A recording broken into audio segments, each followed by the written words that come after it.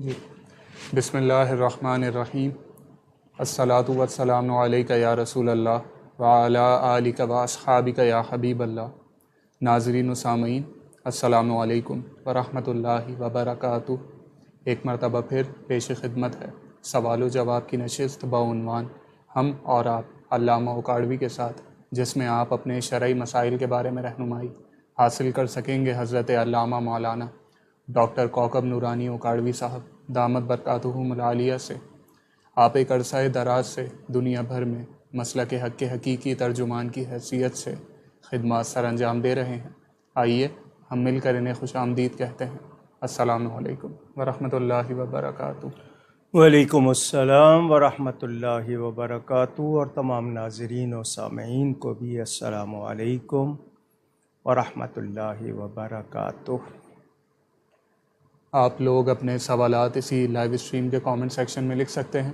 اگر آپ کی آئی ڈی اپنے اصل نام کے ساتھ نہیں تو آپ سوال کے ابتدا میں اپنا نام اور اپنے شہر کا نام لکھ کر بھیج دیجیے، آپ کا سوال شامل کر لیا جائے گا۔ اس کے علاوہ پیج ان باکس اور واٹس ایپ کی سہولت بھی آپ کے پاس موجود ہے۔ واٹس ایپ نمبر آپ کے اسکرین کے دائیں جانب آ رہا ہوگا، آپ اس پہ اپنے سوالات بھیج سکتے ہیں اپنے نام اور شہر کے ساتھ۔ ہماری پوری کوشش ہوگی کہ کم سے کم وقت میں زیادہ سے زیادہ سوالات علامہ صاحب تک پہنچائیں۔ آج کے سوالات کی جانب بڑھتے ہیں۔ اس سے قبل گزشتہ نشست میں کیے گئے ایک سوال کی وضاحت کہ گزشتہ نشست میں ایک سوال آیا تھا سورہ واقعہ کے بارے میں، اس کی ایک آیت کے بارے میں سوال آیا تھا کہ اس میں 3 گروہوں کا ذکر ہے۔ پہلا گروہ دائیں ہاتھ، دوسرا گروہ بایاں ہاتھ، اور تیسرا گروہ جو کہ آگے بڑھنے والا ہے نیکی میں۔ مقربین کے بارے میں تھا۔ مجھ سے پڑھنے میں یہ غلطی ہوئی کہ حد سے بڑھنے والے لوگ، اللہ مجھے معاف فرمائے، وہ مجھ سے غلطی ہوئی، تو علامہ صاحب نے یہ گمان کیا کہ میں کسی اور آیت کے متعلق بات کر رہا ہوں، تو انہوں نے اس کے حوالے سے جواب دیا، تو وہ مجھ سے پڑھنے میں غلطی ہوئی تھی۔ ابھی درست متن کے ساتھ دوبارہ سوال شامل کر رہے ہیں۔ رشید صاحب کا وہ سوال تھا اسلام آباد سے کہ سورہ واقعہ میں سوال ہے جس میں آگے بڑھنے والوں کے بارے میں، اور میں نے حد سے بڑھنے والوں کا ذکر کر دیا تھا، تو کہا جاتا ہے کہ مقربین کے بارے میں اس کا کیا مفہوم ہے، رہنمائی فرما دیں۔ بسم اللہ والحمد للہ والصلاۃ والسلام علی رسول اللہ۔ جیسا کہ محمد زین قادری صاحب نے وضاحت کی ہے، ان سے چونکہ میں سوال کے مطابق جواب دیتا ہوں، پوری توجہ نہیں تھی، بہرحال ان سے اور مجھ سے جو خطا ہوئی اللہ تعالیٰ معاف فرمائے۔ آمین۔ وَأَمَّا إِنْ كَانَ مِنَ الْمُقَرَّبِينَ، یہ وہ لوگ ہیں جو نیکی میں آگے بڑھتے ہیں، فرائض واجبات کی ادائی میں مستعد ہوتے ہیں، برائیوں کو، منکرات کو ترک کرنے والے اور ان سے پوری طرح پرہیز کرنے والے۔ تو لازمی ہے، ہم خود سمجھتے ہیں اس بات کو کہ جو لوگ نیکی میں زیادہ شوق رکھتے ہیں ان کو قرب حاصل ہوتا ہے، تو وہ ان کا ذکر تھا۔ جی اگلا سوال متحدہ عرب امارات سے مسز اظہر صاحبہ کا کہ ایک ہی خواب اگر مسلسل ہمیں نظر آ رہا ہو اور اس میں کسی جانب ہماری توجہ دلائی جا رہی ہو، لیکن ہمارے اختیار میں سوائے دعا کے شرعی طور پر اور کچھ نہیں ہے، تو ہم اس بارے میں کیا کریں؟ کیا اس طرح کے خواب جس میں مسلسل کوئی اشارہ ہو، کیا وہ شرعی حجت رکھتے ہیں؟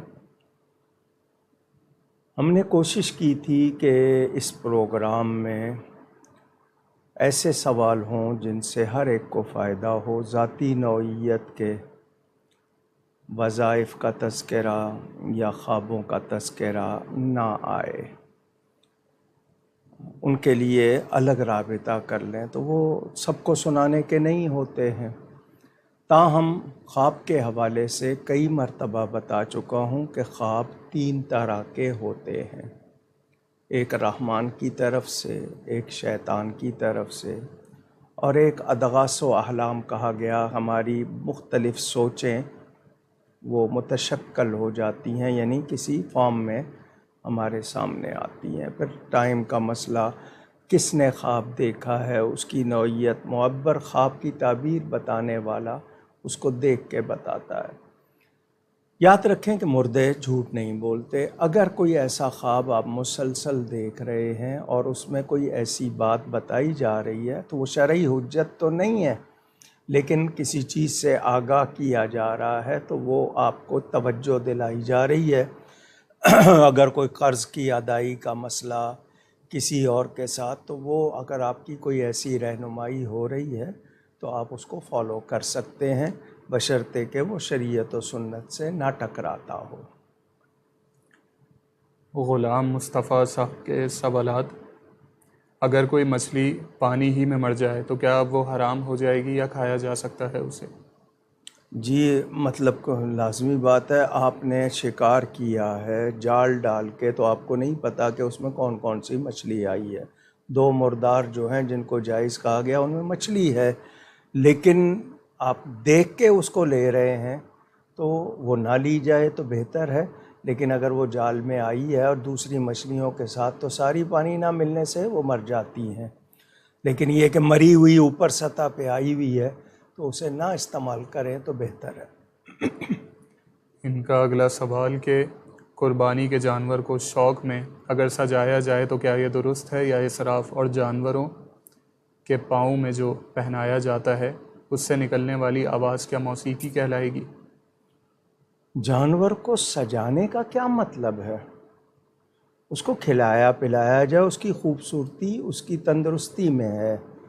فربا کا مطلب یہ ہے کہ جو تھوڑا سا موٹا ہو جانور، اچھا، کیونکہ کل پل سے رات پر یہ سواریاں بنیں گے.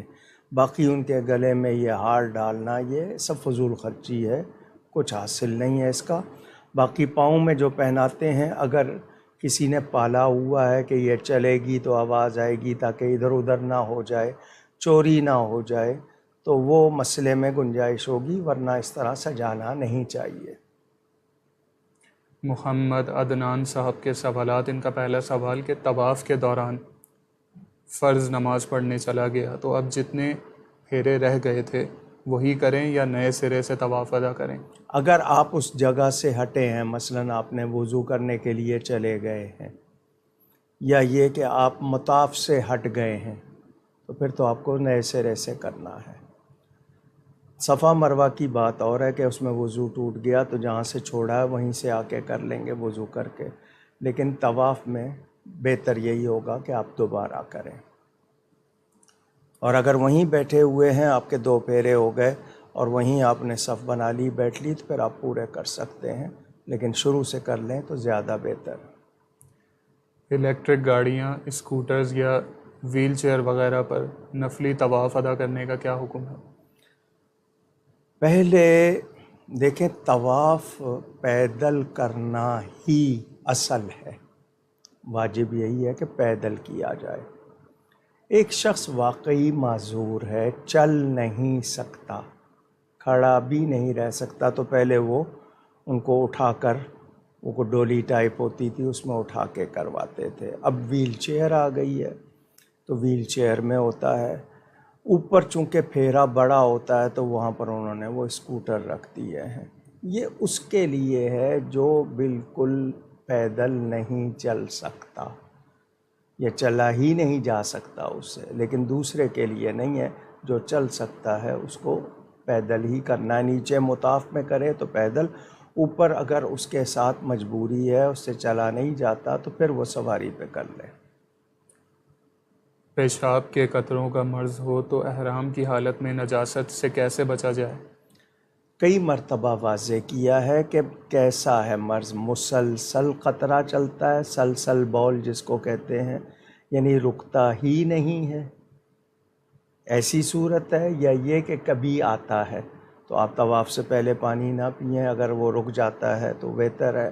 اور اگر مسلسل چلتا رہتا ہے تو احرام کو لگے گا تو پھر وہ غلط ہو جائے گا، الگ کپڑا رکھنا ہوگا. اگر اتنی دیر بھی نہیں رکتا ہے تو، لیکن اس کے بعد آپ کو اس کا صدقہ کرنا ہوگا. احرام کی حالت میں سر یا داڑھی کے بالوں میں کنگھی کرنا کیسا؟ کنگھی کرنے سے بال ٹوٹ جائیں تو اب کیا حکم ہوگا؟ جی احرام کی حالت میں بہت احتیاط کرنی ہے، بال نہیں ٹوٹنے چاہیے. اگر بال آپ کے ارادے سے ٹوٹا ہے تو آپ پر صدقہ آ جائے گا، اور اگر ویسے ٹوٹ گیا ہے تو ایک بال کے بدلے 1 یا 2 3 کھجوریں یا چھوارے دیے جاتے ہیں، لیکن احتیاط کرنی ہے، بہت زیادہ احتیاط کریں، کیونکہ آپ کے فعل سے ٹوٹے گا تو پھر آپ پر صدقہ آ جائے گا۔ صدقے سے مراد فطرے کی رقم کے برابر۔ ان کا اگلا سوال کہ بہت چھوٹے بچے جن کو کوئی کارٹون کیریکٹر پسند ہو، تو کیا ایسے چھوٹے بچوں کو کارٹون بنے ہوئے کپڑے یا ٹی شرٹس پہنانا جائز ہوگا؟ یہ آپ ابتدا کرتے ہیں ان کو اس روش پر ڈالنے کی، کھلونے لے کے دیں گے ایسے، یا کوئی کارٹون ان کو دیں گے یا کامکس وغیرہ دیں گے، تو یہ ابتدا ہوتی ہے، پھر اس کا رجحان بڑھتا ہے۔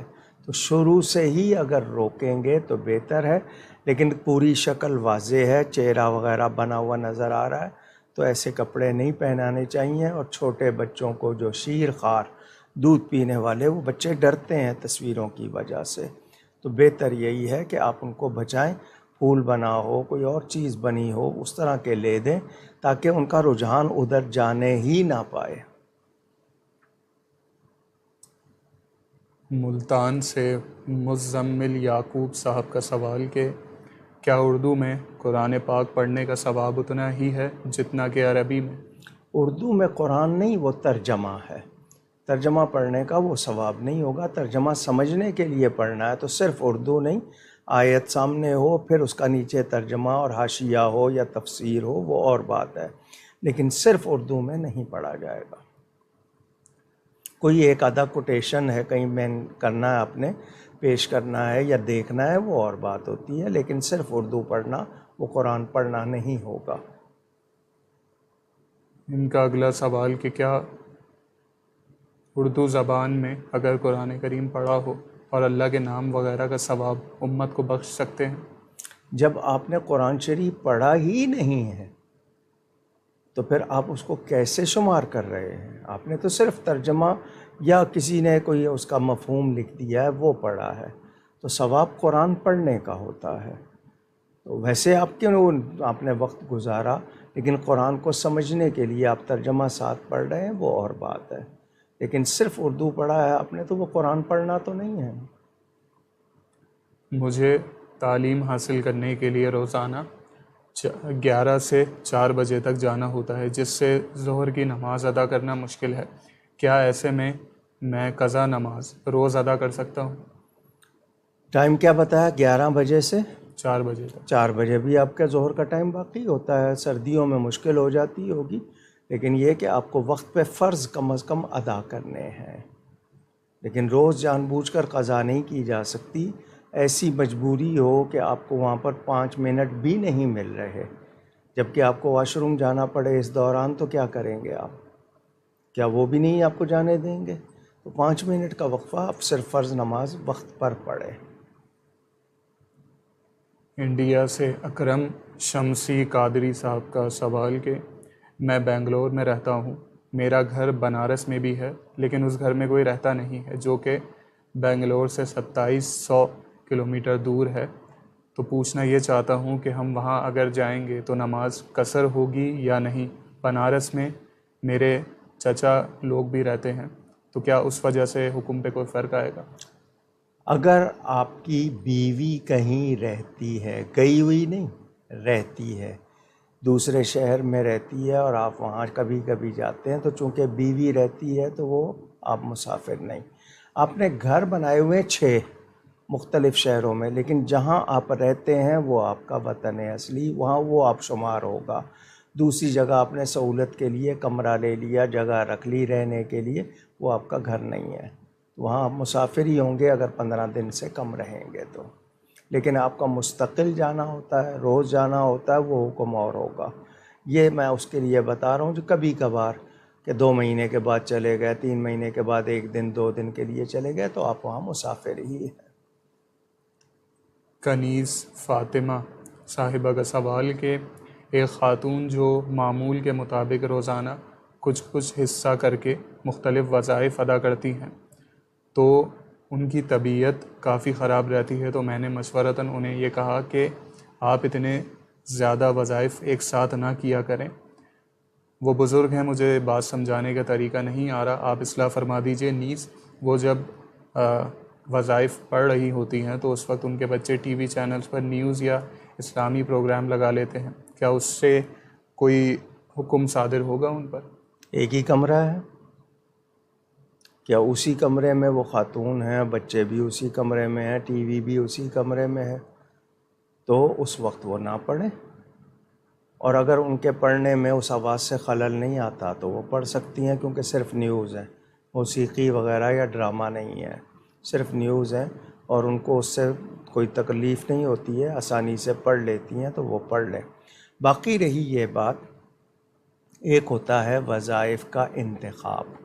آپ خود کر لیتے ہیں کہ میں اس وقت یہ پڑھوں گا، یہ پڑھوں گا، یہ پڑھوں گا، اور آپ خود جمع کر لیتے ہیں. یہ آپ کا اپنا انتخاب ہے.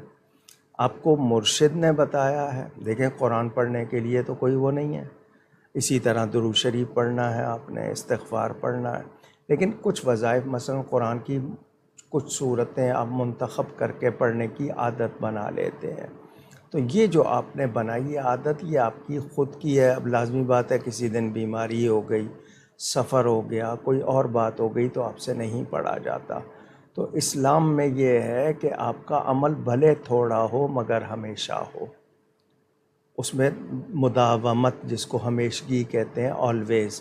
تو ذہن میں رہے کہ اگر عمر اس درجے کو پہنچ گئی ہے، سہولت نہیں ہے، تو آپ اپنی سہولت سے اس کو بانٹ لیں. کبھی کچھ پڑھ لیا پورے دن میں، آپ اس کو بانٹ لیجئے تاکہ آپ کو آسانی ہو، اور پانی زیادہ پئیں تاکہ خشکی نہ ہو. تو سہولت دیکھ لیجئے. باقی قرآن کریم پڑھنا، درود شریف پڑھنا، استغفار کرنا، یہ 2-3 باتیں، اس میں کوئی وہ نہیں ہے کہ ایک ہی وقت میں کرنی ہے، یہ مسلسل ہو سکتی ہے. تو آسانی دیکھیے، لیکن جو چیز فرض واجب ہے اس کے لیے آپ کو پابندی کرنی ہے. عباس شاہ صاحب کا سوال کہ آپ کا ایک پیغام جو کہ حکومت سندھ کی طرف سے چل رہا ہے، جس میں آپ نے یہ کہا کہ ناک میں پانی چڑھانا چھوڑ دیں، اس کی وضاحت فرما دیں. اگر ایسا کریں تو کیا وضو اور غسل صحیح طور پر ہو پائے گا؟ میرے لفظ دکھائیں کہ میں نے اس میں کہا ہو کہ چھوڑ دیں. میرے لفظ ہیں بہت زیادہ احتیاط کریں. اب اس کو میں آگے یہ بات بتا دوں. نگلیریا یہ انگلش نام ہے، دماغ کھانے والا جرثومہ. جرثومہ کی جمع جراثیم ہوتا ہے. وہ ایسا ایک جرثومہ جرم ہے کہ اگر وہ دماغ کو ناک کے ذریعے پہنچ جائے تو وہ دماغ کو کھا جاتا ہے، اور اس کو ابھی تک لا علاج کہا گیا ہے. دیکھتے دیکھتے بندے کی جان چلی جاتی ہے. اب جب یہ چیز یقینی طور پر، کیونکہ 3 موتیں ہو گئیں، تو وہ میرے پاس آئے تھے، میں نے پیغام ریکارڈ کروایا، اور اس میں یہی کہا کہ ناک میں پانی چڑھاتے کھینچتے وقت بہت احتیاط کریں. اب اس کے طریقے میں بتا دوں. وضو میں ناک میں پانی کھینچنا سنت ہے، فرض یا واجب نہیں، سنت ہے. اگر نہیں بھی کھینچا تو وضو ہو جائے گا. ثواب میں کمی ہوگی، کامل نہیں ہوگا، لیکن وضو ہو جائے گا، نماز ہو جائے گی. غسل میں فرض ہوتا ہے، تو آپ ایک گلاس میں تھوڑا سا پانی الگ رکھ لیں جو ناک میں کھینچنے کے لیے ہو، کیونکہ یہ میٹھے پانی میں ہوتا ہے. کھارے پانی میں یہ جرثومہ خود ختم ہو جاتا ہے، یہ میٹھے پانی میں ہوتا ہے. تو آپ کی جان کی حفاظت بڑا فرض ہے. تو وضو کرتے وقت میں نے کہا بہت زیادہ احتیاط کریں. احتیاط کی 2 صورتیں، اگر آپ نہیں کر پا رہے ہیں تو نہ کھینچیں، اور اگر کھینچنا ہی ہے تو اتنا حصہ کا پانی جو ناک میں کھینچنے کے لیے 1 مرتبہ بھی کھینچ لیں گے کافی ہو جائے گا. تو یہ بات کی ہے. جو لفظ میں نے کہے ہیں وہ لفظ کہیں. میں نے یہ کہا کہ چھوڑ دیں، میں نے کہا بہت احتیاط کریں. نہیں کریں گے وضو میں تو چونکہ غسل میں فرض ہے اور واجب غسل میں لازمی ہے نا، تو غسل میں آپ اتنی پانی، آدھا گلاس یا تھوڑا سا جو پانی کھینچنا ہے وہ الگ رکھ لیں. باقی وضو میں نہیں بھی اگر ناک میں پانی کھینچا تو وضو ہو جائے گا. ایسے کاغذات جن پر مقدس نام تحریر ہوں تو کیا انہیں ڈسپوز کرنے کے لیے جلانا جائز ہوگا؟ پہلے ان کو آپ مٹائیں، اس پر کوئی قلم چلائیں تاکہ وہ پڑھنے میں نہ آئے. اس کے بعد آپ اس کو وہ جو کیا کہتے ہیں کاٹتے ہیں یا پھاڑتے ہیں, اس کے بعد شریڈنگ کر لیتے ہیں. لیکن قرآن کریم کے ساتھ یا احادیث کے ساتھ اس طرح نہ کریں, بلکہ وہ کاغذ جو آپ کے آئے ہیں ان میں سے پہلے ان کو اس پر لوگ وائٹو لگا دیتے ہیں, کچھ لگا دیتے ہیں کہ وہ پڑھنے میں نہ آئے, اس کے بعد ایسا کریں. راحیل امین صاحب کے سوالات.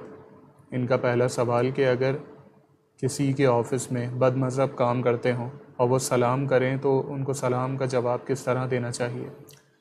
اس کا بھی بہت مرتبہ جواب دیا ہے کہ کوئی بد عقیدہ, بد مذہب, غیر مسلم آپ کو سلام کرے تو جواب میں آپ نے صرف وعلیکم, حدیث شریف میں اسی طرح ہے کہ ان کو صرف وعلیکم کہنا ہے, لفظ سلام اس میں نہیں کہنا ہے.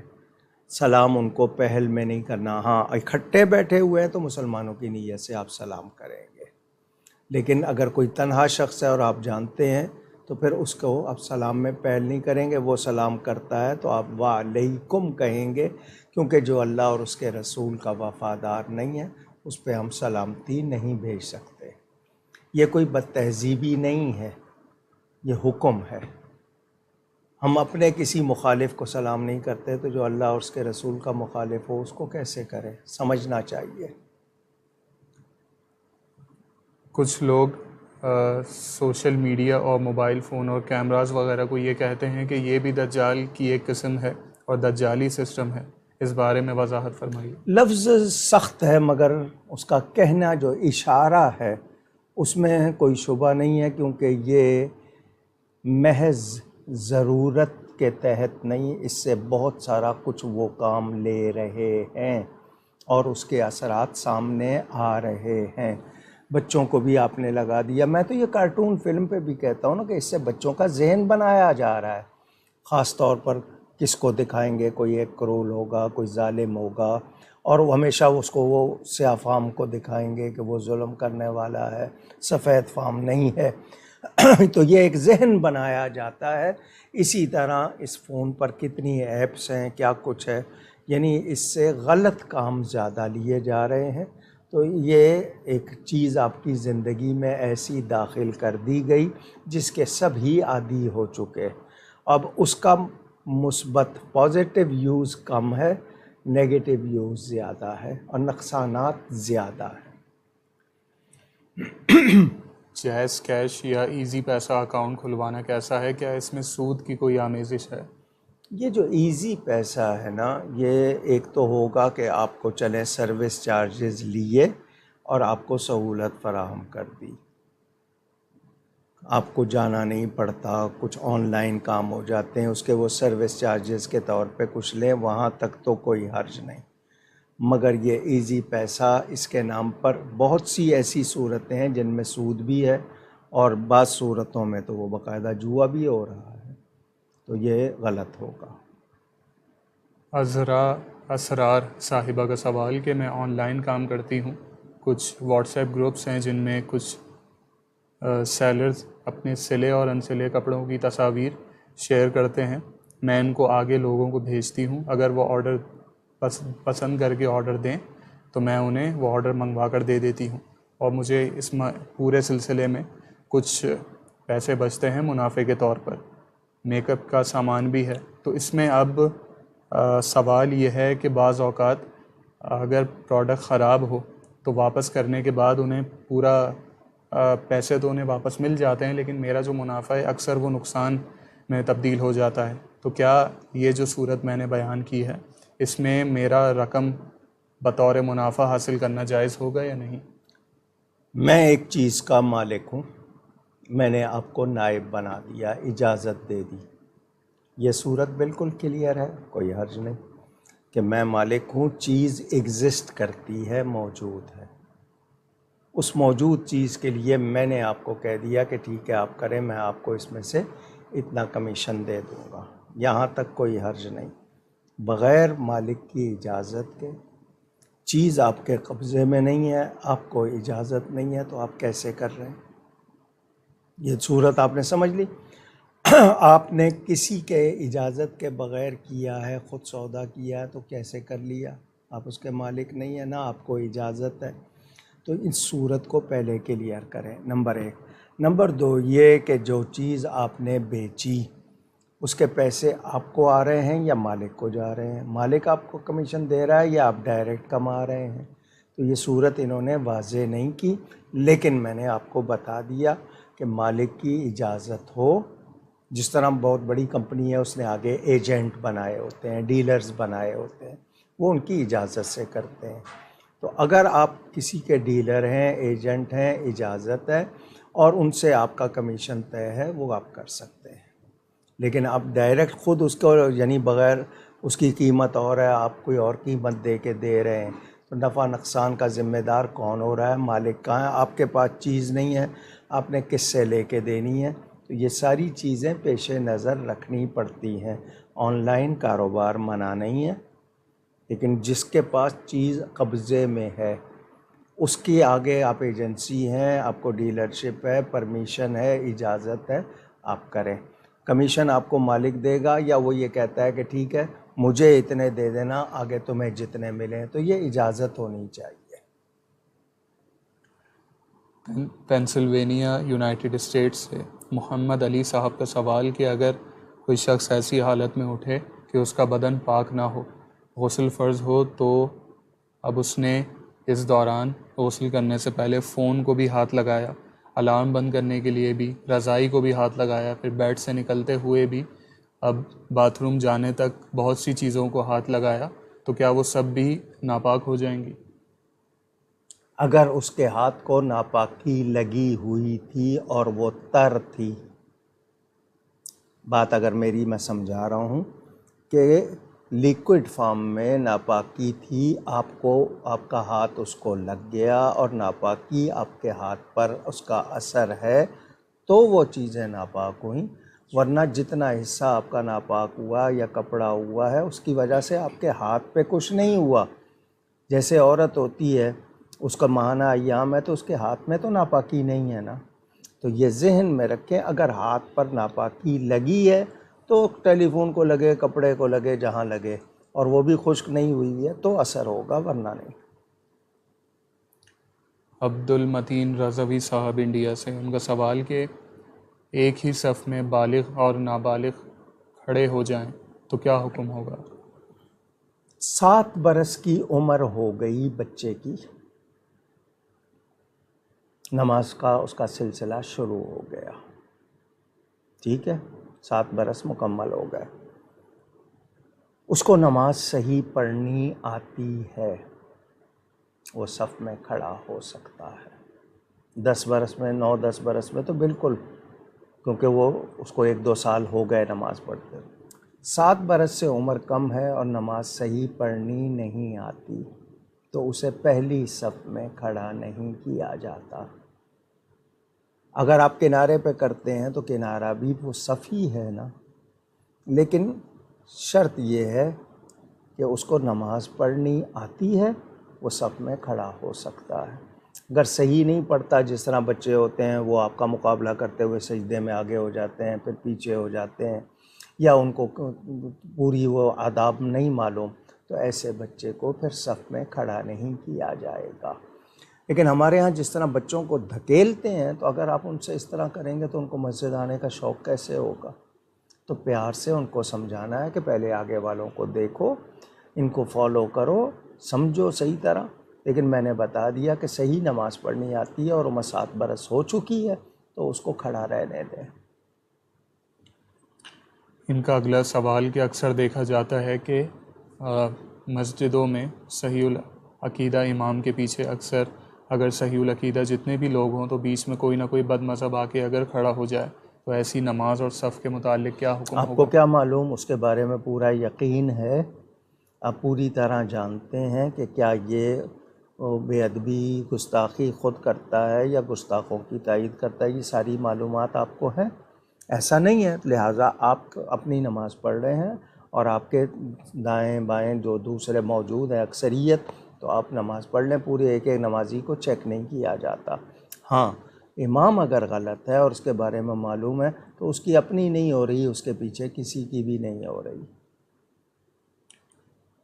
محمد احمد رضا صاحب کا سوال انڈیا سے، اگر کسی شخص کی فجر سے پہلے کی 2 سنت مؤکدہ اور ظہر سے پہلے کی 4 مؤکدہ لیٹ آنے کی وجہ سے چھوٹ جائیں تو کیا وہ جماعت ہونے کے بعد پڑھ سکتا ہے؟ فجر کی اگر آپ کی چھوٹ گئی ہیں تو سورج نکلنے کے بعد پڑھیں گے، فرض کے بعد نہیں، اور ظہر کی ایسا ہوا ہے تو آپ فرض کے بعد پڑھ لیں۔ مقبول الرحمن صاحب کا سوال، وضو کرتے ہوئے قبلہ رو بیٹھنا مستحب ہے؟ بعض لوگ اعتراض کرتے ہیں کہ قبلہ رو بیٹھ کر وضو کرتے ہیں تو کلی کرتے وقت قبلے کی طرف تھوکا جانا لازم آتا ہے، جبکہ قبلے کی طرف نہیں تھوکنا چاہیے، رہنمائی سیدھا فرمائیں۔ تھوکتا ہے یا نیچے تھوکتا ہے؟ وہ پچکاری بنا کے سیدھ میں وہ پھینکتا ہے پانی یا نیچے کی طرف پھینکتا ہے؟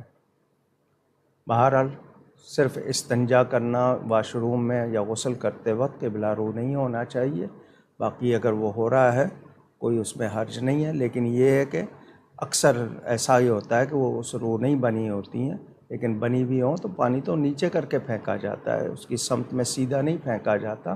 پھر بھی اگر اس کو کراہت ہو رہی ہے نہ کرے وہ۔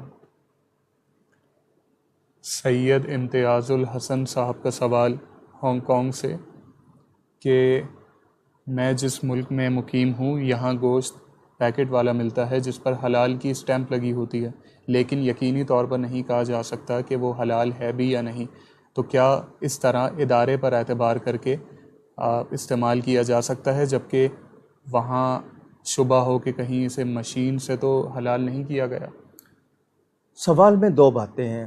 حلال کی اسٹیمپ لگی ہوئی ہے، اس حلال کی اسٹیمپ کو وہ پہچانتے ہیں کہ یہ کس ادارے کی ہے یا صرف حلال لکھا ہوا ہے؟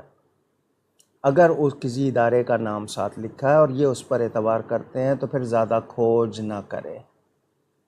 صرف حلال لکھا ہوا ہے، کسی ادارے کی نہیں ہے اور ان کو یقین بھی نہیں ہے تو پھر اس سے بچیں، کیونکہ صرف اب ٹوتھ برش پہ حلال لکھا ہوا ہے، میں نے خود دیکھا لکھا ہوا۔ اب ٹھیک ہے کہ جی اس کے جو بال ہیں وہ کسی ایسے جانور کے نہیں ہیں جو ناپاک ہے، اب حلال لکھ دیا ہے لیکن صرف حلال لکھا ہوا ہے، کیسے مان لیا جائے؟ تو اگر کسی ادارے کا نام ہے اور اس کے بارے میں اعتبار ہے تو پھر تو کھوج نہیں کرنی ہے، زیادہ پریشان نہیں۔ کسی کے گھر گئے ہیں اور آپ کو شبہ ہے کہ یہ گوشت کسی غلط جگہ سے لائے، ان سے پوچھیں، وہ کہتے ہیں حلال ہے، زیادہ کھوج نہیں کریں گے، لیکن شبہ ہے تو پھر بچیں گے۔ جب آپ خود شبے میں آ گئے، جب دل کھٹک رہا ہے تو پھر میں آپ کو کیسے یقین دلاؤں؟ لازمی بات ہے، میں آپ سے یہی کہوں گا کہ جو چیز دل میں کھٹکے اس سے بچنا چاہیے۔ استفت قلبک، وہ تو ہے نا کہ اپنے دل سے پوچھو۔ تو بہت سے جگہوں پہ صرف حلال لکھا ہوتا ہے، اس حلال کے بارے میں اگر وہاں کوئی سرٹیفکیٹ چسپاں کیا ہوا ہے، پوسٹر کہ حلال فلاں ادارے کی حلال چیزیں ہیں، اس ادارے کا نام معلوم ہے، تحقیق ہے تو اعتبار کر لیجئے، ورنہ پوری طرح تسلی نہ ہو تو بچیے۔ انڈیا سے محمد اکرام شریف صاحب کا سوال کہ کیا اس حوالے سے ایک بات بتا دوں، مجھے یہ بات بتائی تھی امریکہ میں کہ کچھ سنی لوگوں نے، مسلمانوں نے ایپس بنا دی ہیں، اس پہ وہ ہر شہر کے لکھ دیتے ہیں فلاں فلاں جگہ سے یا فلاں فلاں ریسٹورانٹ جو ہیں ان کا معاملہ صحیح ہے۔ دعوت اسلامی نے بھی کچھ دوسروں نے یہ تعاون کیا، رہنمائی کی ہوئی ہے۔ کیا عمرہ کرنے کے لیے عقیقہ پہلے ہونا ضروری ہے؟ بنا عقیقہ کرے عمرہ ادا کر سکتے ہیں یا نہیں؟ اگر آپ کا عقیقہ نہیں ہوا اور اس دوران آپ نے کوئی قربانی کر لی تھی یا آپ نے کوئی اور صدقہ دے دیا تھا تو آپ کی طرف سے وہ ہو گیا۔ وقت پہ نہیں ہوا عقیقہ، بعد میں صدقہ کوئی قربانی ہو گئی، لیکن یہ کوئی شرط نہیں ہے عمرے کے لیے کہ جس کا عقیقہ نہیں ہوا وہ عمرہ نہیں کر سکتا، ایسی شرط نہیں ہے۔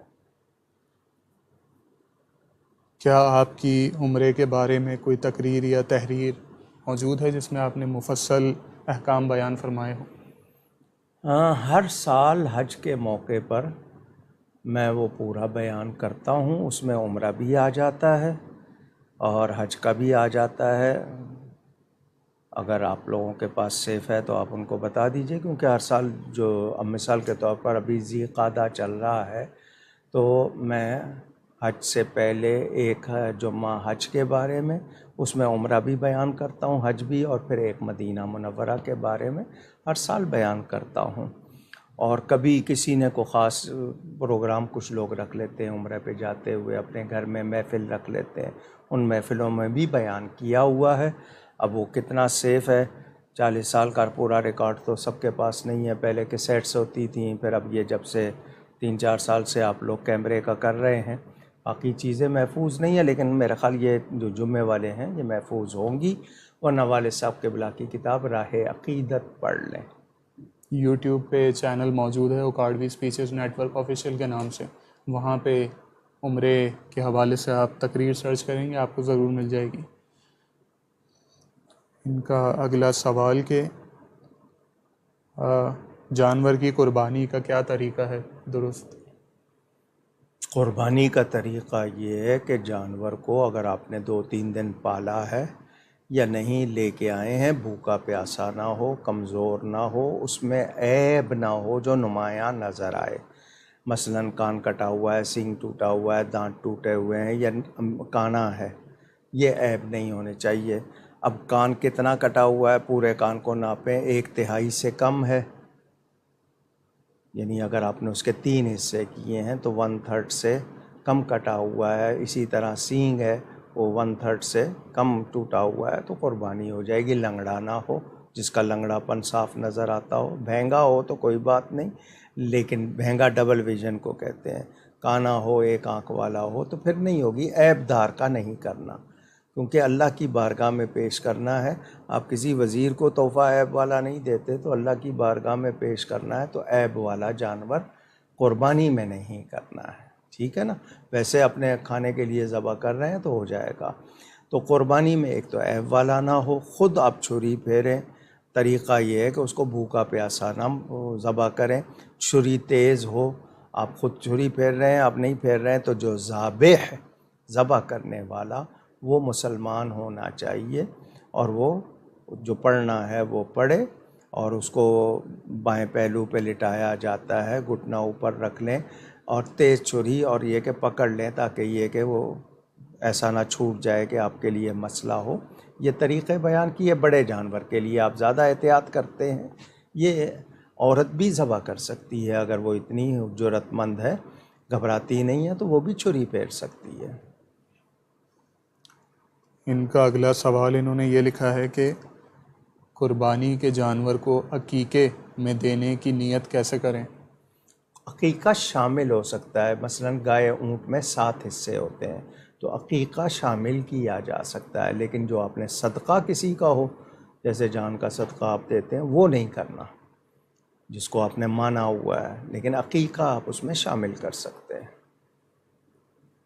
طاہا صدیقی صاحب کا سوال کہ کیا صحابی صرف وہ ہیں جو رسول اللہ صلی اللہ علیہ وآلہ وسلم سے حقیقت میں ملے، بعد از وصال جاگتی حالت میں دیدار کرنے والوں اور خواب میں ملنے والوں کو بھی یہ شرف ملے گا یا نہیں؟ نہیں، صحابی وہ ہے جس نے اپنی دنیا کی زندگی میں ایمان والا ہو کر نبی کی صحبت پائی ہو، صحبت سے صحابی بنا ہے، یعنی ان کے ساتھ بیٹھا ہو، ان کی زیارت کی ہو، بھلے وہ 1 لمحے کی ہو، سال کی ہو، 10 سال کی ہو۔ دنیاوی زندگی میں ایمان کی حالت میں صحبت کا شرف پایا ہو، اور ایسے شخص کی وفات بھی ایمان پر ہوئی ہو، اس کو صحابی کہتے ہیں۔ خواب میں دیکھنا، جاگتے ہوئے دیکھنا بڑی سعادت ہے، لیکن اس سے صحابیت کا شرف نہیں ملے گا۔ مظفر صابر صاحب کا سوال کہ ایک خاتون نے ایک بچہ گود لیا تھا، اب وہ بچہ 17 برس کا ہو چکا ہے اور اب بھی ان کے ساتھ ہی رہتا ہے، کیا اس بچے کا اس عورت کے ساتھ رہنا اب جائز ہوگا؟ اگر وہ بچہ ایسا ہے کہ مثلا بھائی کا ہے، بہن کا ہے، رشتہ داروں میں، اور اس سے وہ رشتہ ایسا ہے کہ محرم ہو سکتے ہیں، تب تو ٹھیک ہے۔ اگر وہ انجان ہے تو اس کے لیے لازمی بات ہے وہ محرم نہیں ہوگا۔ فروا انصاری صاحبہ کا سوال کہ کسی لڑکی کا اپنے باپ کے علم میں لائے بغیر نکاح کرنے کا کیا حکم ہوگا؟ کیا نکاح ہو جائے گا؟ نکاح احناف کے نزدیک بھی اور ویسے ضروری ہے، میں نے بتایا نا، ایجاب و قبول 2 گواہوں کے سامنے مہر کے ساتھ نکاح ہو جاتا ہے، مگر بے برکت، اور اس کے لیے یہی کہیں گے کہ مناسب نہیں ہے۔ ضروری ہے کہ کوئی بزرگ موجود ہوں، لیکن یہ کہ کورٹ میں جا کے کر لیتے ہیں، ایجاب و قبول ہو گیا اور مہر وغیرہ ہوا 2 گواہوں کے سامنے، تو نکاح ہو جائے گا، مگر برکت سے خالی ہوگا۔ اسرار علی صاحب کا سوال کہ کیا اگر جوتے اتارے بغیر سڑک پر نماز جنازہ ادا کر لی تو کیا ادا ہو جائے گی؟ جوتے کا اس میں آلودگی نہ لگی ہو، احتیاط یہی ہے کہ اتار دیے جائیں آپ سڑک پہ، اوپر کا حصہ پاک ہے تو اس پر پاؤں رکھ لیں جوتے پہ نکال کے، اگر یقین ہے کہ اس میں کوئی آلودگی نجاست نہیں لگی ہے تو ہو جائے گی، لیکن بہتر یہی ہے کہ اس کو نکال دیں۔ اکبر حسین صاحب کا سوال کہ اگر کسی نے کسی غیر مسلم عورت سے نکاح کیا ہو تو کیا اب اس کے بھی وہی حقوق ہوں گے جو کہ ایک مسلمہ عورت کے ہوتے ہیں؟ دیکھیں، کتابی عیسائی اور یہودی، ان سے نکاح کی گنجائش، اجازت جو ہے وہ کس صورت میں؟ حضرت عمر فاروق رضی اللہ تعالیٰ عنہ فرمایا کرتے تھے کیا مسلمانوں کی لڑکیاں ختم ہو گئی ہیں؟ لاؤ گے اس کا ننیال کیا ہوگا، اثرات آئیں گے، زمین کیسی ہے، بیج کیسا ہے، فصل ویسی ہوگی، تو بہتر نہیں ہوتا، لیکن اس سے نکاح ہو سکتا ہے۔ اب وہ بیوی ہو گئی تو اس کو بیوی کے سارے حقوق ملتے ہیں، ایمانی حقوق کے علاوہ باقی سارے حقوق اس کو ملیں گے۔ ثنا سعید صاحبہ کا سوال کہ کیا عورت کا اپنے شوہر سے طلاق کا مطالبہ کرنا جائز ہے؟ اگر کوئی ایسی بات پائی جائے، مثلا شوہر جو ہے وہ اس کے حقوق ادا نہیں کرتا، ازدواجی حقوق، مالی حقوق، اخلاقی حقوق ادا نہیں کرتا، گالیاں دیتا ہے اس کو، یا اس کے ماں باپ کو برا کہتا ہے، یا ان کے کوئی بزرگ ہیں، پیر صاحب ہیں، وہ اچھے صحیح پیر ہیں، ان کی توہین کرتے ہیں، یا کوئی اور عذر ہے جو واقعی مانا جائے، اس صورت میں وہ طلاق کا مطالبہ کر سکتی ہے، خلا بھی لے سکتی ہے۔ بلا عذر شرعی ایسا نہیں کرنا چاہیے، یعنی طلاق حلال ہے لیکن ناحق جو ہے وہ عرش کو ہلا دیتی ہے، لیکن بیوی نہیں رہنا چاہتی، اس کو زبردستی رکھے گا تو کیسے رکھے گا جب وہ نہیں رہنا چاہتی؟ اب اس پر طلاق نہ دینا تو گناہگار وہ شخص ہو جائے گا، وہ نہیں رہنا چاہتی ہے، وہ کورٹ جا رہی ہے یا جو بھی کچھ کر رہی ہے، اب وہ نہیں دے رہا ضد میں کہ میں نہیں دوں گا، تو وہ گناہگار ہو جائے گا، کیونکہ اس کی وجہ سے اگر وہ کسی غلطی میں پڑتی ہے سارا وبال اس پر ہوگا، تو اس کو چاہیے طلاق دے دے، ایک طلاق دے دے تاکہ وہ بھی سوچ لے، یہ بھی سوچ لے، عدت کے بعد اگر عدت کے دوران رجوع نہیں ہوتا، بعد میں نکاح کے بعد دوبارہ مل سکتے ہیں، لیکن زبردستی روکنا بھی نہیں چاہیے اور زبردستی طلاق بھی نہیں ہونی چاہیے۔ جنید آفریدی صاحب کا سوال کہ کوئی ایسا عیسائی جو حضرت عیسیٰ علیہ السلام کو اللہ کا نبی مانتا ہو، بیٹا نہ مانتا ہو، کیا وہ بروز حشر مغفرت کا حقدار ہوگا؟ قرآن کریم میں واضح احکام اس حوالے سے بیان ہو چکے، واضح طور پر۔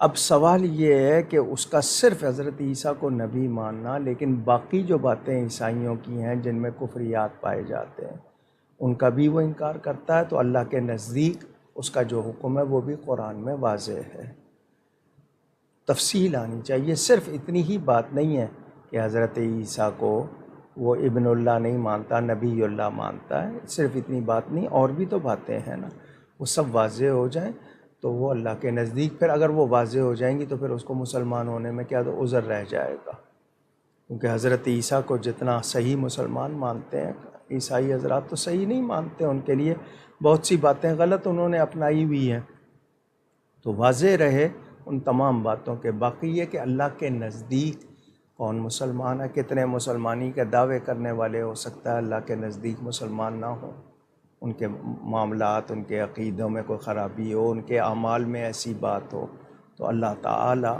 توفیق دے۔ بہرحال میں نے جو صورت ہے وہ واضح کر دی۔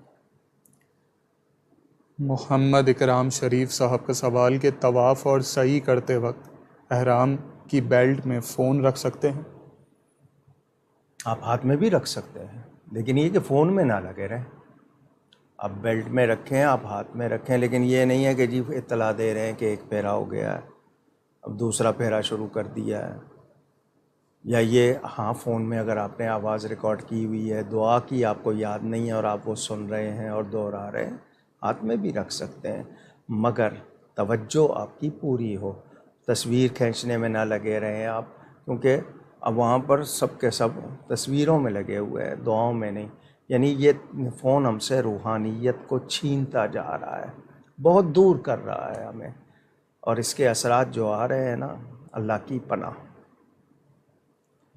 علینا طارق صاحبہ کا سوال کہ ایک مشہور واقعہ جو بیان کیا جاتا ہے کہ ایک یہودی عورت نبی پاک صلی اللہ علیہ وآلہ وسلم پر کچرا پھینکا کرتی تھی، معاذ اللہ، اس واقعے کی کیا حقیقت ہے؟ بنایا ہوا واقعہ ہے، کوئی ایسی عورت نہیں تھی جو کچرا پھینکتی تھی۔ آپ کی راہ میں کانٹے بچھائے گئے، لیکن یہ کہ وہ کچرا پھینکتی تھی صحابہ برداشت کر لیتے، چپ رہتے کیا؟ یہ ایسا کوئی واقعہ نہیں ہے کہ وہ 3 دن اس نے کچرا نہیں پھینکا تو حضور گئے، یہ واقعہ نہیں ہے، کہیں نہیں پڑا، کہیں ثابت نہیں۔ آپ کی راہ میں کانٹے بچھائے گئے، آپ کو بہت ستایا گیا، لیکن یہ اوپر کچرا پھینکنے والی بات بالکل یہ واقعہ کہیں نہیں پڑا۔ فیاض خان صاحب کا سوال کہ کیا تجدید نکاح کے بعد ولیمے کی سنت کی ادائی بھی ضروری ہوگی؟ تجدید نکاح کیسی صورت میں ہوا کہ آپ نے نکاح جو ہے اس میں کوئی فرق آ گیا تھا؟ بہرحال اس میں ولیمے کی کوئی شرط نہیں ہے، لیکن تجدید نکاح کرتے رہا کریں۔ ہو سکتا ہے منہ سے غلط لفظ نکل رہے ہوں، ایمان سے چلے گئے، مثلا ایک شخص کے منہ سے کوئی غلط لفظ نکل گیا، نکاح فوراً ٹوٹ جاتا ہے۔ آپ صرف یہ سمجھتے ہیں طلاق سے ٹوٹتا ہے، اس سے بھی مثلا آپ نے توہین کر دی قرآن کی، حدیث کی، کسی بات کی، آپ کو اندازہ نہیں ہے کہ آپ کے منہ سے کیا نکل گیا ہے، آپ اس کو نہیں سمجھ رہے، لیکن وہ ہو گئی ہے، نکاح خود بخود ختم ہو گیا ہے۔ اسی طرح میاں بیوی میں بہت سے جملے ایسے آ جاتے ہیں، ان کو پتہ نہیں ہوتا اور نکاح ٹوٹ چکا ہوتا ہے۔ تو ذہن میں رہے تجدید نکاح کرتے رہنا چاہیے۔ ہو سکتا ہے نکاح ٹوٹا ہوا ہو اور اب آپ ان سے تعلق جوڑ رہے ہیں تو وہ پھر حرام ہو جائے گا۔ تو ہمارے ہاں اس کی بہت لاپرواہی ہے، اللہ تعالیٰ معاف کرے۔ تو اس میں کوئی تجدید نکاح میں ولیمے کی شرط نہیں ہے۔ تنزیلہ فاروقی صاحبہ کا سوال کہ ایک قرض دینے والا اپنے مقروض سے یہ مطالبہ کرے کہ وہ نقد کے بجائے بصورت سونا قرض واپس کرے تو کیا اس کا یہ مطالبہ جائز ہوگا؟ چیز دے کر سونے میں قیمت لے رہے ہیں یا سونا دے کر سونا چاہ رہے ہیں؟ مثلا ایک شخص نے کسی کرنسی میں کسی کو قرض دیا، اسی کرنسی میں لوٹانا ہوتا ہے، یا شروع میں طے ہو جائے کہ یہ یہاں کی کرنسی ہے، تم نے وہاں دینا ہے، اتنا دینا ہے، تو جو ہو، لیکن خود سے وہ چیز کوئی اور دے رہا ہے اور چیز کوئی اور لے رہا ہے تو وہ غلط ہو جائے گا۔ ذیشان قریشی صاحب کا سوال کہ بیٹی کا اپنی ماں کے گھر میں اپنا حصہ مانگنا کیا جائز ہوگا جبکہ ماں ابھی حیات ہے؟ اولاد کو ماں باپ سے زندگی میں مانگنا مانگ سکتے ہیں، لیکن دینا لازم نہیں ہے، نہ ماں پر نہ باپ پر۔ وہ نہیں دیتے کوئی بات نہیں، جب تک زندہ ہیں ان سے زبردستی نہیں لیا جا سکتا۔ مانگا ہے کوئی بات نہیں کہ جی مجھے دے دیجئے، مجھے ضرورت ہے، وہ نہیں دیتی ہے تو وہ گناہ گار نہیں ہوگی۔ ہاں روکتی ہے، دے سکتی ہے، آسانی کر سکتی ہے، پھر بھی نہیں کرنا چاہتی، تو ماں باپ جو مالک ہیں ان کی مرضی ہے وہ دیں یا نہ دیں. وراثت لازمی بات ہے وفات کے بعد ہے. ماں باپ خود دینا چاہتے ہیں زندگی میں بالکل دے سکتے ہیں، لیکن زبردستی ان سے نہیں لیا جا سکتا. محمد شفیع صاحب کا سوال کہ نکاح اور رخصتی کو کافی وقت گزر گیا ہو مگر خلوت صحیحہ قائم نہ ہوئی ہو تو کیا نکاح پر کوئی فرق آئے گا؟ تاخیر کی وجہ کتنا عرصہ گزر گیا. مثلا نکاح ہوا تھا، وہ نکاح کے بعد کہیں چلے گئے، ان کو واپس آنے کا موقع نہیں ملا، تو نکاح تو نہیں ٹوٹا لیکن گناہ گار ہو رہے ہیں. اگر اس دوران دونوں میں سے کسی سے کوئی گناہ سرزد ہوتا ہے تو اس کا وبال کس پر ہوگا؟ تو رخصتی نہ ہونے کی وجہ کیوں نہیں ہوئی؟ سال گزر گئے، انہوں نے یہ لکھا ہے. کیوں ایسا ہوا؟ کون سا عذر تھا؟ تو اگر عذر واقعی ہے تو وہ مجبور ہیں، ورنہ یہ کہ گناہ گار ہو رہے ہیں، نکاح میں کوئی فرق نہیں آئے گا.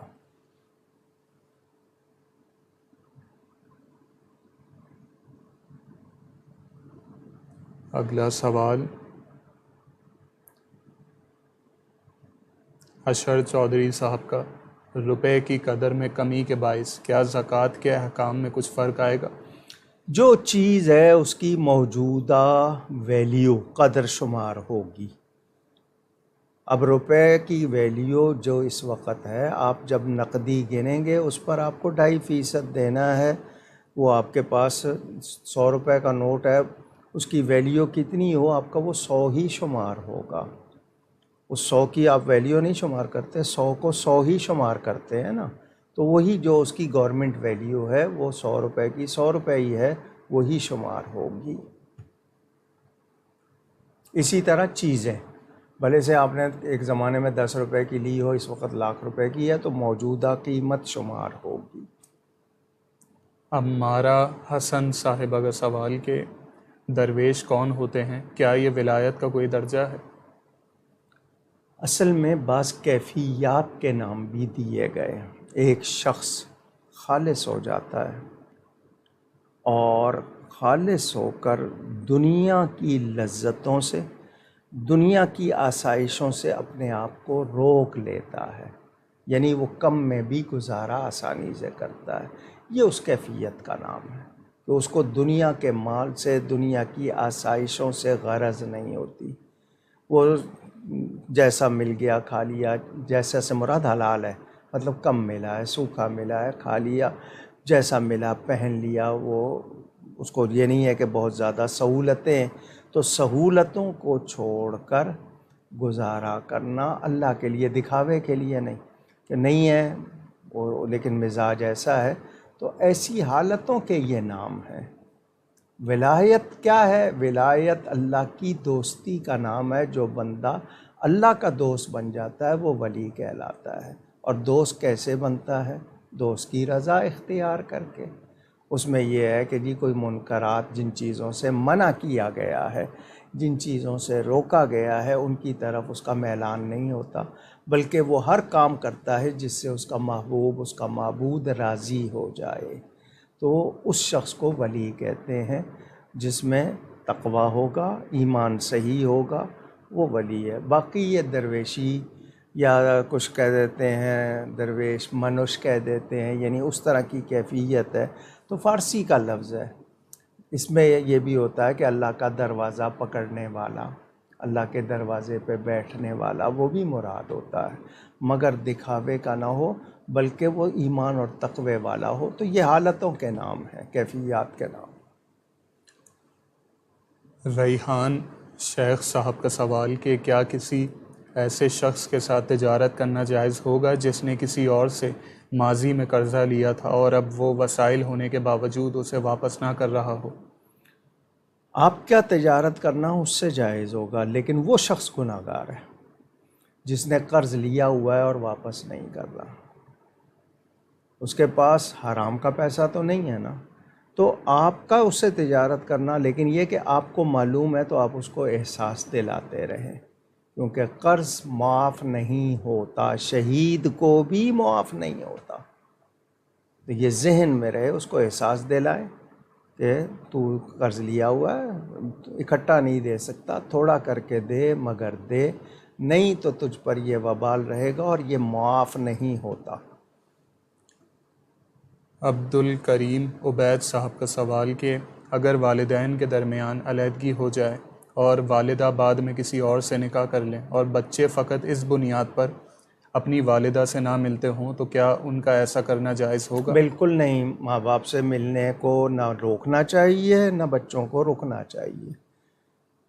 اگر شوہر منع کرتا ہے، بچے شوہر کے پاس ہیں کہ ماں سے نہیں ملو تو غلط ہے، ماں کے پاس ہیں شوہر سے نہیں ملنے دیتی تو غلط ہے۔ ہاں خطرہ ہو، شوہر کی عادتیں بری ہیں، یہ بیوی کی کوئی ایسی بات ہے تو حفاظت میں ملوائیں تاکہ کوئی غلط ان کو وہ نہ ہو جائے تربیت میں یا غذا میں یا کسی چیز میں، لیکن ملنے سے نہیں روکنا، بالکل ملانا چاہیے۔ جو روکے رکھتے ہیں وہ ظلم کرتے ہیں۔ آمنہ سعد صاحبہ کا سوال کہ اگر شوہر اور بیوی ساتھ رہنا چاہتے ہوں مگر ان کے والدین اپنی انا کی خاطر ان کی مرضی کے خلاف ان کا رشتہ ختم کروانا چاہیں تو کیا ایسی صورت میں انہیں یہ حق حاصل ہوگا کہ وہ اپنے والدین کے خلاف مزاحمت کریں؟ اس بارے میں ہم صرف جو جواب دیں گے وہ صورت مسئولہ کا مطلب سوال میں جو صورت بیان کی گئی، حقیقت کیا ہے وہ ہمارے سامنے نہیں ہے۔ میں اتنی بات عرض کروں گا، ہم لوگ حقائق سے پوری طرح باخبر نہیں ہیں، ہم سے جتنا سوال ہو رہا ہے ہم اس کے مطابق جواب دے رہے ہیں۔ مجھے یہ بتایا جائے، یہ اگر واضح کر دیں تو میں آسان کر دوں گا، ورنہ جتنی بات بتائی جا رہی ہے اس کی ریئلٹی کیا ہے، میں ایسا جواب دیتے ہوئے اس لیے ڈرتا ہوں کہ ہمیں حقیقت معلوم نہیں ہے۔ اب وہ جو پوچھ رہے ہیں ان کا اصل مسئلہ کیا ہے؟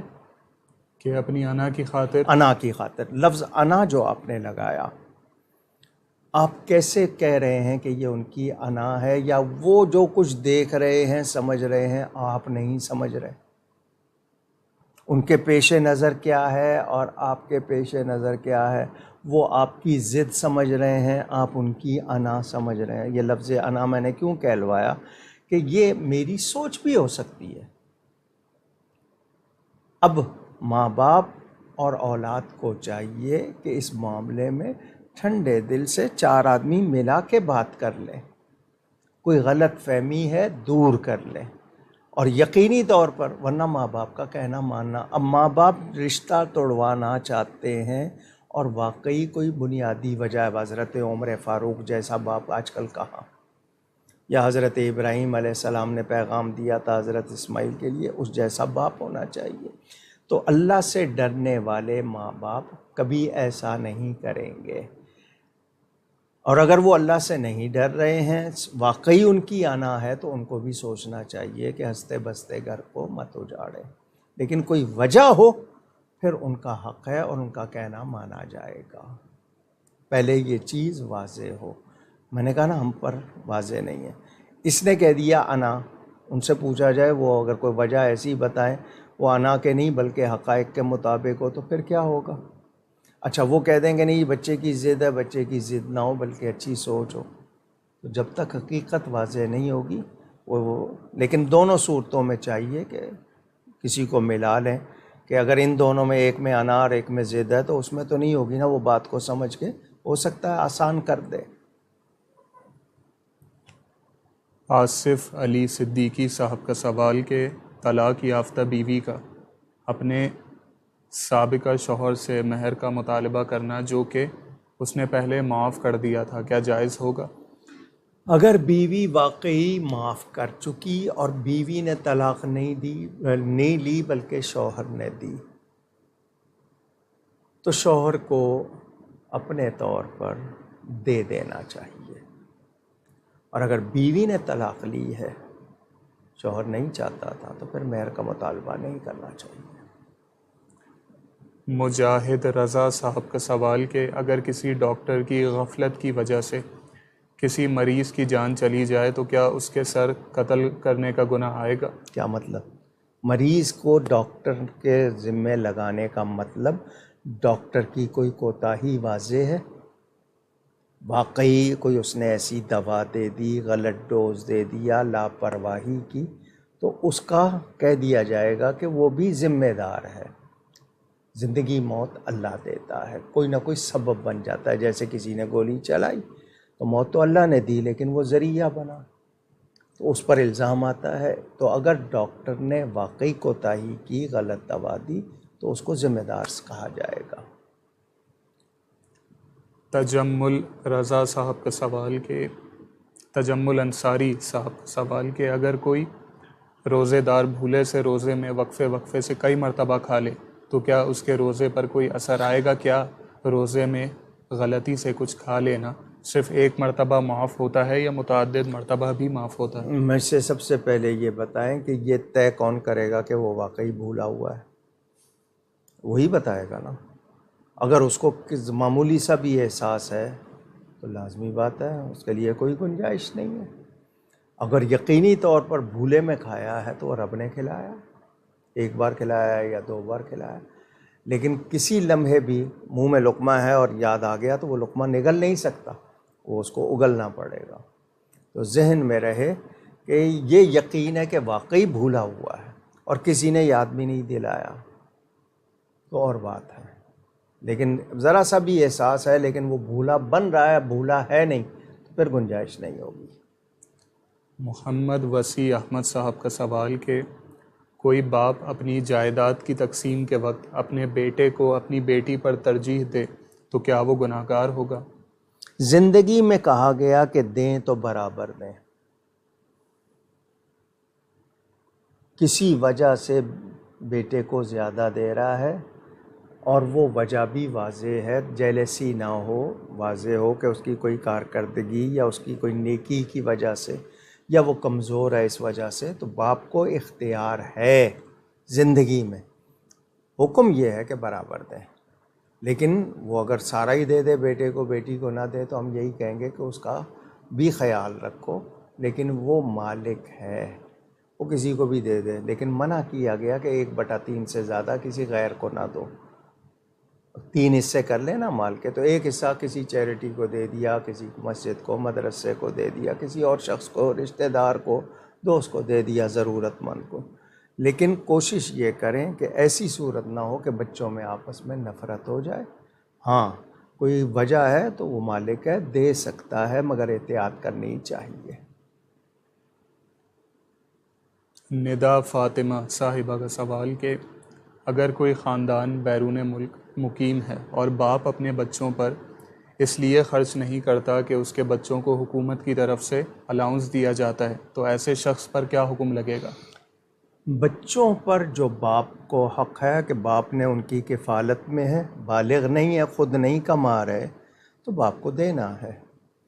لیکن بچوں کو اتنا مل رہا ہے اور جھوٹ بول کے نہیں مل رہا، بلکہ وہ مستحق ہیں، تو حکومت جو دیتی ہے، اعانت کرتی ہے، اس میں ان کا صحیح گزارا ہو رہا ہے تو اور بات ہے، لیکن باپ کے بعد میں جو بچے گا وہ جائے گا، اولاد کو ہی جائے گا نا۔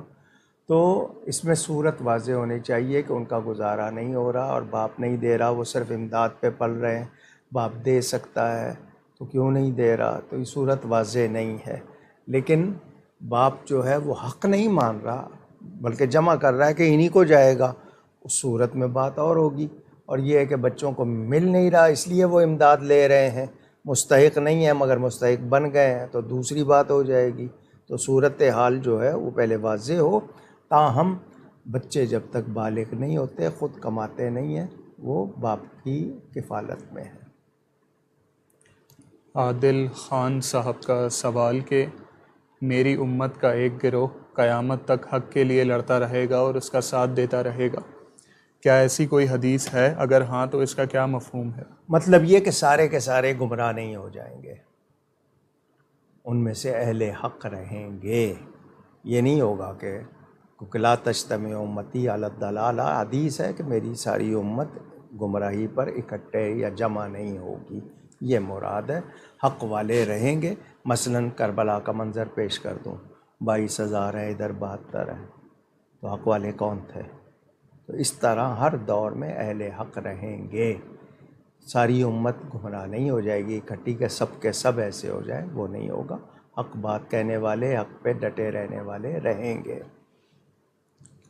اقرا وسیم صاحبہ کا سوال کہ کیا مہمان کے لیے یہ جائز ہے کہ وہ میزبان کو اطلاع دیے بغیر اپنے ساتھ اضافی لوگوں کو لے جائے؟ دعوت کی نوعیت، مثلاً میلاد شریف کی محفل ہے، 11ویں شریف کی محفل ہے، کوئی اور محفل سجائی ہے، اور اس میں جانے سے وہ ناراض نہیں ہوگا، اس پر کوئی بوجھ نہیں ہوگا، اور یہ جانے والے صرف سننے کے لیے جا رہے ہیں، کھانے وغیرہ کا مطالبہ نہیں، یہ اور صورت ہے۔ کسی نے گھر میں بلایا ہے، پرائیویٹ فنکشن پہ بلایا، تو جس کو دعوت ہے صرف اس کو جانا ہے۔ وہ کسی ایسے کو لے جاتا ہے، نابالغ بچے ہیں تو اور بات ہے، لیکن کسی ایسے کو لے جاتا ہے کہ وہ محسوس کرتا ہے، تو پھر گنجائش نہیں ہے، اس صورت میں اس کو اجازت لینی ہوگی۔ جس طرح حدیث شریف میں ہے، نبی پاک صلی اللہ علیہ وآلہ وسلم کو ایک شخص نے کھانے پہ بلایا، حضور نے فرمایا میری بیوی ساتھ آئے گی، اس نے کہا نہیں صرف آپ، فرمایا نہیں بیوی ساتھ آئے گی، 3 مرتبہ یہ کلام ہوا، اس نے کہا اچھا ٹھیک ہے بیوی بھی، خود نبی پاک بیوی کے لیے کہہ رہے ہیں۔ اب وہ اس کی حکمت یہ بیان کی کہ نبی پاک صلی اللہ علیہ وسلم نے خود 3 دن سے تناول نہیں فرمایا تھا، تو زوجہ نے بھی نہیں تناول فرمایا تھا، خود چلے جاتے ان کو بھوکا رکھتے، پسند نہیں فرمایا اس بات کو، لیکن ہمیں ایک تعلیم مل گئی کہ ہمیں بغیر اجازت اس پہ کوئی بوجھ نہیں ڈالنا چاہیے، یا ایسا تعلق ہو، آپ کا ایسا تعلق ہو کہ وہ کہیں کہ نہیں جی بھلے 10 کو ساتھ لے کے آیا، آپ کا وہ ایسا ہو اور واقعی اتنا ان سے آپ کا راہ و رسم ہو تو اور بات ہے، ورنہ یہی کرنا چاہیے، بغیر دعوت کے نہیں جانا چاہیے۔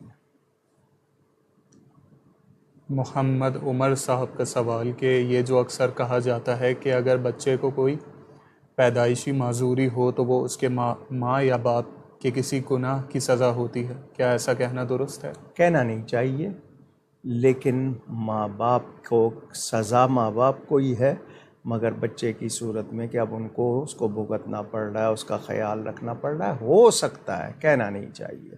ایک شخص بیمار ہوا ہے کہ تمہاری فلاں چیز کی وجہ سے ایسا، کہنا نہیں چاہیے۔ ہم اپنے لیے جب بیماری ہوتی ہے تو سمجھتے ہیں کوئی امتحان ہے، دوسرے کے لیے کہتے تھے سزا ہے، یہ ہماری سوچ ہے، ہمیں ایسا نہیں کہنا چاہیے۔ زہیب حسان صاحب کا سوال کہ اگر کوئی سفر پر روانہ ہونے سے پہلے نماز ادا کرنا بھول گیا اور سفر کے دوران اسے یاد آ جائے تو اب کیا حکم ہوگا؟ کیا قصر ادا کرے گا یا مکمل نماز ادا کرنی ہوگی؟ اگر وقت ہے، مثال کے طور پر ایک شخص ظہر کی اذان سن کر کراچی سے جدہ روانہ ہوا، 2 گھنٹے ٹائم پیچھے، جب وہ وہاں پہنچا تو ظہر کا ٹائم تھا، اب وہ وہاں قصر پڑے گا، اس نے یہاں نہیں پڑھی، وہاں جا کے پڑھی، قصر پڑے گا جہاں پہنچ گیا، اور ٹائم موجود ہے۔ اگر سفر میں ٹائم نکل گیا تو اب اس کی وہ نماز تو قضا ہوئی، اور قضا وہاں ہوئی جہاں پر اس نے پوری ادا کرنی تھی، تو اب یہ پوری ادا کرے گا۔ عبد الکریم صدیقی صاحب کا سوال کہ اگر کسی شخص نے ساری عمر کوئی نیکی نہ کی ہو اور گناہوں میں زندگی گزاری ہو مگر وہ ایمان سلامت لے کر اس دنیا سے چلا جائے تو کیا اس کی مغفرت ہو جائے گی؟ قرآن میں ہے ان اللہ لا یغفر ان یشرک بہ ویغفر ما دون ذلک لمن یشاء، اللہ تعالیٰ شرک کو نہیں بخشے گا، اس کے سوا جو چاہے بخش دے، جتنے بھی گناہ ہیں وہ چاہے تو بخش دے، چاہے سزا دے۔ لیکن پتہ چلا کہ شرک بغیر توبہ کے نہیں بخشا جائے گا، باقی اللہ جتنے بھی گناہ ہیں، اور ہمیں واضح کہہ دیا گیا کہ اللہ کی رحمت سے مایوس نہ ہو، میرے گناہ کتنے ہی ہوں گنتی میں آ جائیں گے، اس کی رحمت کا شمار نہیں ہو سکتا، ٹھیک ہے نا؟ اور اس نے کہہ دیا رحمت سے مایوس نہ ہو، اور یہ نبی پاک سے کہلوایا کہ اے میرے حبیب اپنے بندوں سے فرما دیجئے اے میرے بندو لا تقنطوا من رحمت اللہ، وہاں میں رحمتی نہیں ہے، تو اس کا مطلب حضور، ہم سب حضور کے غلام ہیں، تو مایوس نہیں ہونا چاہیے۔ ایمان کی سلامتی ضروری ہے، ایمان سلامت لے کے گیا تو بخشش یقینی ہے، سزا یا بغیر سزا وہ اللہ چاہے۔ حمزہ معین صاحب کا سوال کہ اللہ عز و جل کے اسماء الظاہر اور الباطن کا کیا معنی ہے اور ان کا کیا مفہوم ہے؟ بہت وسیع مفہوم بھی ہوتا ہے، مختصر بتا دیتا ہوں کہ ہر چیز سے اللہ کی قدرت ظاہر ہو رہی ہے، اس کے جلوے ظاہر ہو رہے ہیں، اور باطن ایسا کہ سب کچھ ظاہر ہو کے بھی کوئی اس کو دیکھ نہیں پائے گا، یعنی جس کے اللہ چاہے حضور کو دکھایا اللہ نے، لیکن ہر چیز میں بھی یعنی باطن میں بھی اسی کے جلوے ہیں، اور وہ ایسا باطن ہے کہ ہم ہر چیز دیکھ رہے ہیں، اسی کے جلوے نظر آ رہے ہیں مگر اس کو نہیں دیکھ رہے ہیں۔ تو یہ میں نے مختصر بتایا، بہت وسیع ہے ان کا مفہوم، ایک ایک نام پر کتابیں ہیں اتنی لکھی ہیں۔ تو اور پھر مدارج النبوت کے خطبہ میں حضرت شیخ محقق حضرت شاہ عبدالحق محدث دہلوی رحمۃ اللہ علیہ، جن کو روزانہ نبی پاک صلی اللہ علیہ وسلم کی زیارت ہوتی تھی، انہوں نے اس آیت کو هو الاول والآخر والظاہر والباطن کہا کہ یہ اللہ کی حمد بھی ہے، نبی کی نعت بھی ہے۔ نبی پاک کو اللہ نے یہ شان عطا کی کو نظر آتے ہیں ہر ذرے میں نظارے محمد کے صلی اللہ علیہ وسلم، کیونکہ انہی کی برکت سے سب کچھ بنا ہے، وہ نہ ہوتے تو رب اپنا رب ہونا بھی ظاہر نہ کرتا۔ تو یہ بڑا وسیع مفہوم ہے، میں نے مختصراً عرض کیا۔ یہ آج کا آخری سوال، انشاءاللہ جو سوالات رہ جائیں گے وہ اگلی نشست میں ابتدا میں لے لیے جائیں گے۔ آپ لوگ اپنے سوالات اسی لائیو اسٹریم کے کامنٹ سیکشن میں لکھ سکتے ہیں۔ اگر آپ کی آئی ڈی اپنے اصل نام کے ساتھ نہیں تو آپ سوال کے ابتدا میں اپنا نام اور اپنے شہر کا نام لکھ کر بھیج دیجیے گا۔ اکاڑوی فورم، اکاڑوی ڈیجیٹل میڈیا، ان دونوں پیجز کے کامنٹ سیکشن میں آپ اپنے سوالات لکھ سکتے ہیں اگلی نشست سے پہلے۔ اس کے علاوہ پیج ان باکس موجود ہیں دونوں پیجز کے۔ اس کے علاوہ واٹس ایپ کی سہولت بھی آپ کے پاس موجود ہے، نمبر آپ کے اسکرین کے دائیں جانب آ رہا ہوگا، آپ اس پر اپنے سوالات بھیج سکتے ہیں۔ آج کا آخری سوال مصدق رضا صاحب کا، اگر شوہر اپنی 2 بیویوں کو مجبور کرے کہ وہ ایک ہی گھر میں رہیں تو کیا یہ جائز ہوگا؟ اگر وہ پیار سے رہتی ہیں تو ٹھیک ہے، اگر اس سے فساد ہوتا ہے تو الگ رکھے۔ اگر وہ پیار سے رکھ سکتا ہے، دونوں رہ لیتی ہیں، اچھی بات ہے۔ نہیں رہتی ہیں، ایک کو اوپر کی منزل میں رکھ کے ایک کو نیچے کی منزل میں رکھ لے۔ نہیں ہے وہ، اگر ان میں روز لڑائی فتنہ ہوتا ہے تو آسانی کے لیے الگ رکھ لیں۔ چاروں کی چار اکٹھی رہتی ہیں اس کے ساتھ تو بھی سبحان اللہ، نہیں رہتی ہیں تو زبردستی نہ رکھے تاکہ ماحول خراب نہ ہو، آسانی ہو۔ اس کے حوالے سے وہ کوشش کرے کہ وہ آئے، یہ نہ ہو کہ دونوں کے جھگڑے ہی سنتا رہے تو وہ پھر گھر آنا ہی پسند نہ کرے، وہ نوبت نہ آئے۔ ہم ان تمام افراد کے شکریہ ادا کرتے ہیں جنہوں نے اپنے سوالات ہم تک بھیجے اور اپنے تعریفی کلمات سے ہمیں نوازا، جن میں علی حیدر راجپوت صاحب، ہدایت رسول صاحب، مسز اظہر صاحبہ، فوزیہ عبدالقادر صاحبہ، فردوس انجم صاحبہ، جواد صاحب، غلام مصطفیٰ صاحب، محمد عدنان صاحب، صعیبہ منصور صاحبہ، شیخ عظیم صاحب، مزمل یعقوب صاحب، مرتضیٰ چوہان صاحب، راؤ عبداللہ صاحب، اکرام شریف صاحب، اکرم شمسی صاحب، کنیز فاطمہ صاحبہ، عباس شاہ صاحب، فیصل قادری صاحب، فرحانہ قادر صاحبہ، راحیل امین صاحب، عزیر عالم خان صاحب، عذرا اسرار صاحبہ، ظہیر عباس صاحب، محمد علی صاحب، عبد المتین رضوی صاحب، محمد احمد رضا صاحب، مقبول الرحمن صاحب، سید امتیاز الحسن صاحب، حنا حیدر صاحبہ، طارق عبدالغفار صاحب، مظفر صابر صاحب، فروہ انصاری صاحبہ، مرزا منظور بیگ صاحب، اسرار علی صاحب، اکبر حسین صاحب، ناصر خان صاحب، ثنا سعید صاحبہ، جنید آفریدی صاحب، شاہ نواز صاحب، محبہ ماکدہ صاحبہ، علینا طارق صاحبہ، فیاض خان صاحب، تنزیلہ فاروقی صاحبہ، ذیشان قریشی صاحب، محمد شفیع صاحب، محمد ایوب صاحب، اشر چودھری صاحب، عمارہ حسن صاحبہ، شازیہ علی صاحبہ، ریحان شیخ صاحب، عبد الکریم عبید صاحب، عارفہ عارف صاحبہ، آمنہ سعد صاحبہ، آصف علی صدیقی صاحب، مجاہد رضا صاحب، تجمل انصاری صاحب، مظہر خان صاحب، شاہد سرور صاحب، وسیع احمد صاحب، ندا فاطمہ صاحبہ، عادل خان صاحب، اقرا وسیم صاحبہ، محمد عمر صاحب، زہیب حسن صاحب، ام مصطفیٰ صاحبہ، عبد الکریم صدیقی صاحب، حمزہ معین صاحب اور مصدق رضا صاحب، اور جن جن کے نام شامل نہ ہو سکے ہم ان سے معذرت چاہتے ہیں۔ آپ ہمارے لیے دعا کیجیے گا، ہم آپ کے لیے دعا گو رہیں گے انشاءاللہ۔ ملک میں جو صورت حال ہے، ہر محب وطن شہری پریشان ہے، بے یقینی کی کیفیت بھی ہے اور خدشات زیادہ ہو گئے ہیں۔ افواج پاکستان، عدلیہ، پارلیمنٹ، میڈیا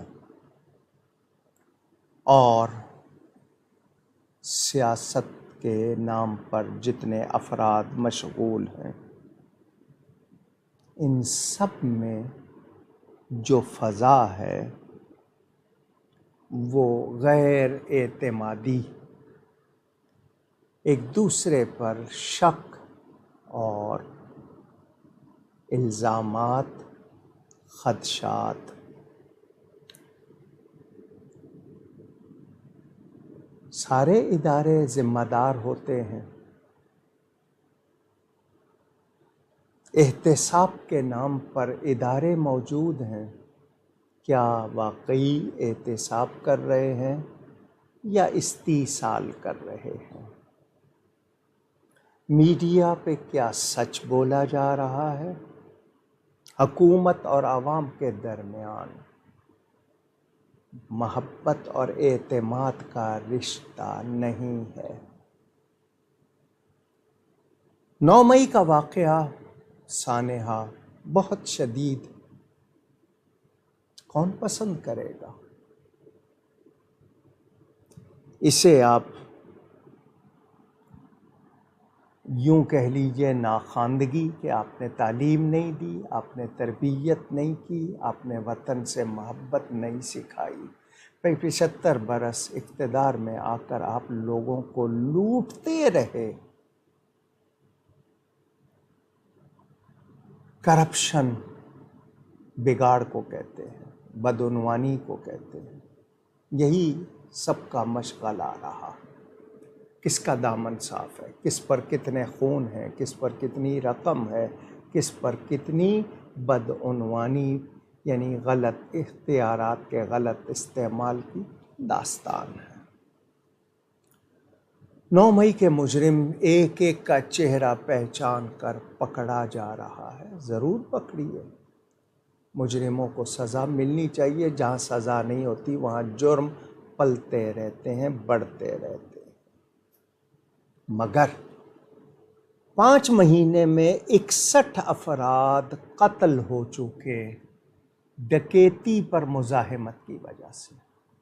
لوٹنے والے آئے، انہوں نے مزاحمت کی، 61 افراد قتل ہو چکے۔ یہ ٹی وی پر رپورٹ آئی ہے 5 مہینے میں۔ سی سی کلوز سرکٹ کیمرہ، تصویریں موجود، چہرے موجود، ان میں سے تو کوئی نہیں پکڑا گیا، کسی کو سزا نہیں ہوئی۔ کتنے اداروں میں محافظ خود مخبر بنے ہوئے ہیں۔ بینکوں میں لوگ جانے سے ڈرتے ہیں کہ جی ٹیلی فون کر کے بتا دیا جائے گا فلاں آدمی اتنے پیسے لے کے نکلا ہے۔ ویسے بھی آپ اپنے پیسے کیش کروائیں، اس پر آپ ٹیکس لگاتے ہیں۔ اس حکومت نے ظالمانہ ٹیکسوں میں اور اضافہ کیا۔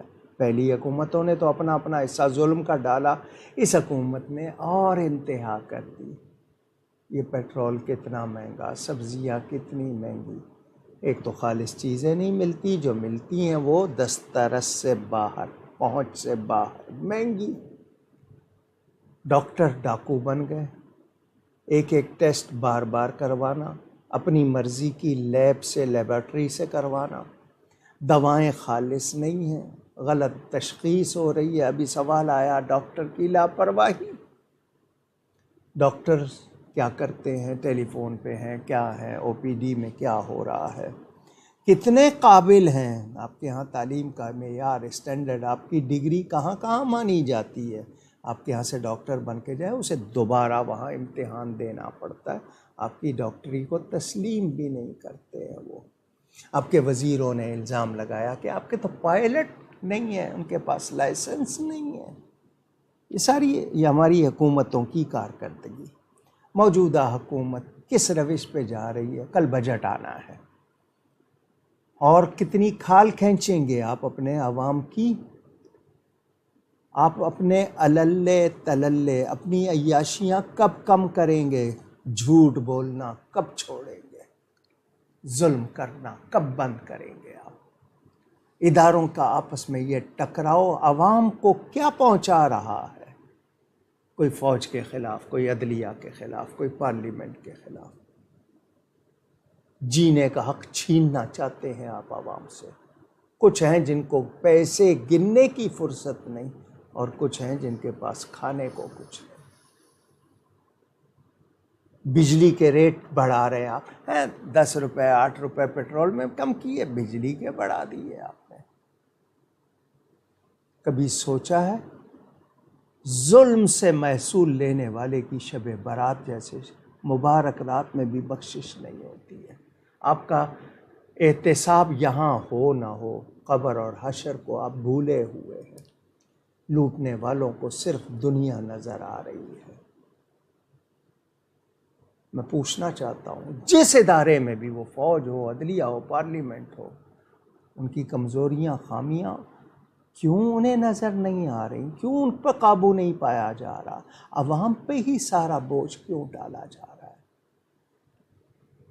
آپ نے یہ ثابت کیا یہاں چور ہونا جرم نہیں، کمزور ہونا جرم ہے۔ یہ ظلم کے ساتھ حکومتیں نہیں چلتی، معاشرے نہیں پنپتے، ترقی نہیں ہوتی ہے۔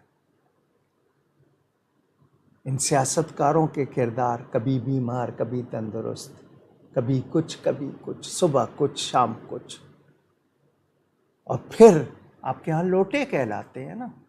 لوٹے کا مطلب کبھی ادھر کبھی ادھر لڑکتے رہتے ہیں۔ کیا یہ لوگ واقعی اہل ہیں نمائندگی کے، جن کا مقصد ہی صرف پاور ہے؟ یہ پاور ہنگر لوگ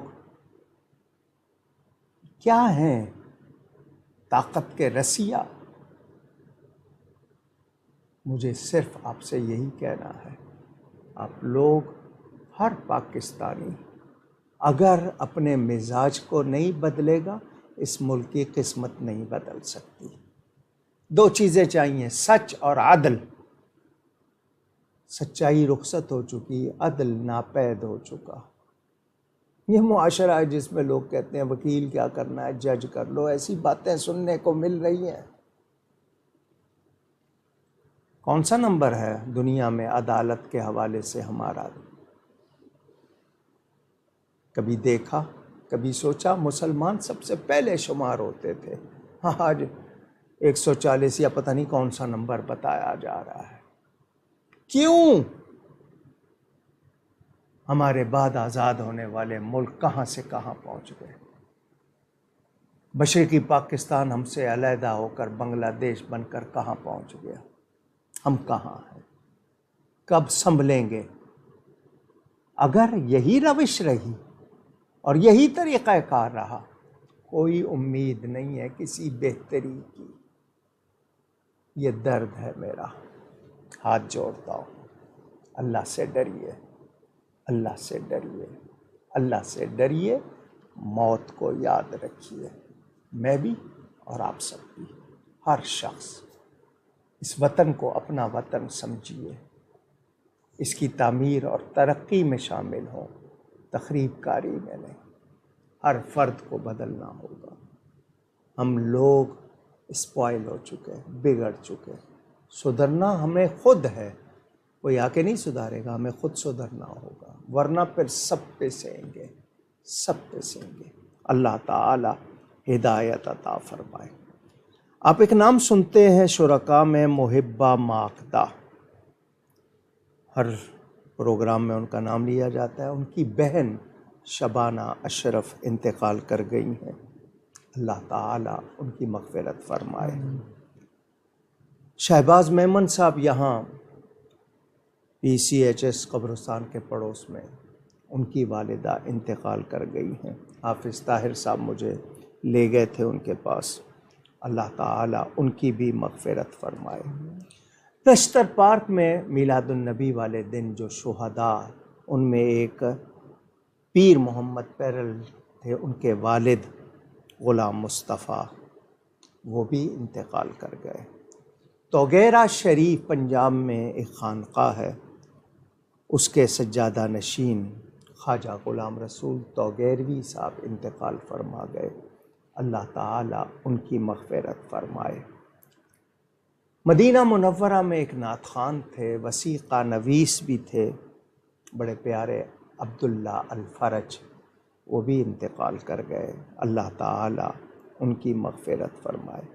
میں جب مدینہ منورہ تھا تو یہاں سوئی گیس سے تعلق رکھنے والے فدا حسین قریشی صاحب، سنی حوالے سے بڑا ان کا کام، علماء سے بڑا رابطہ، بڑے مخلص کارکن تھے، وہ بھی وفات پا گئے. ان کی بھی اللہ تعالی مغفرت فرمائے. دبئی میں نے بتایا تھا اصغر منور والا، ان کی اہلیہ کے غالباً وہ والد تھے شیخانی صاحب، ان کا بھی انتقال ہو گیا. اللہ تعالی ان سب کی مغفرت فرمائے. اور اس کے علاوہ بھی جتنے اہل ایمان وفات پا گئے، اللہ ان کی مغفرت فرمائے. قربانی کے حوالے سے پھر آپ کو یاد دلا رہا ہوں، گلزار حبیب ٹرسٹ کے زیر اہتمام اس سال بھی اجتماعی قربانی کی جا رہی ہے اہل سنت کے بھلائی کے لیے. میں نے آپ کو بتایا تھا بدعقیدہ جس کا عقیدہ کفر تک پہنچا ہو، یا وہ کسی ایسے عقیدے والے کی حمایت کرتا ہو، اس کا حصہ ساتھ ملے تو سب کی قربانی ضائع ہو جاتی. کوشش کیجئے گا، اپنی قربانی بچائیے. 19,000 روپیہ ایک حصہ، 19,000 یہ ایک حصہ. تو جو لوگ شامل ہونا چاہیں وہ آپ کو اسکرین پر شاید دکھایا جا رہا ہوگا، ٹیلی فون نمبر بھی لکھے ہیں، آپ رابطہ کر سکتے ہیں. اجتماعی قربانی میں شامل ہونے والے انشاءاللہ اسی ماہ ذیقعد کے آخری جمعے اور ذی الحج کے پہلے جمعے میں حج اور قربانی کے حوالے سے بیان کرتا ہوں. جامع مسجد گلزار حبیب میں جمعے کا خطبہ 1:15 بجے شروع ہوتا ہے، 3 بجے ہم نماز پڑھتے ہیں. حضرات و خواتین کے لیے دونوں کے لیے وہاں انتظام ہے. تو جو لوگ سننا چاہتے ہیں، ویسے لائیو بھی آتا ہے، یعنی اسی پیج پر دکھایا بھی جاتا ہے، تو جو دور ہوں وہ دیکھ بھی سکتے ہیں، سن سکتے ہیں. یہ جو ابھی سوال آیا تھا نگلیریا کے حوالے سے، تو میں نے بیان دیا تھا. وہ جو کیمرہ لے کر آیا تھا ان سے میں نے معلوم کیا تھا، اس کیمرے کی تفصیل میں نے عبدالرافع صاحب کو بتائی ہے، شاید انہوں نے کوئی معلومات کی ہوں گی. کیونکہ جو نئے کیمرے آ رہے ہیں میرر لیس، ان میں یہ ہوتا ہے کہ آدھے گھنٹے کے بعد وہ گرم ہو جاتے ہیں. ہمارا پروگرام 1.5-2 گھنٹے کا ہوتا ہے، تو یا تو زیادہ کیمرے ہوں کہ ایک گرم ہو گیا اس کو بند کر کے دوسرا کریں، تو یہ تو ہو نہیں سکتا.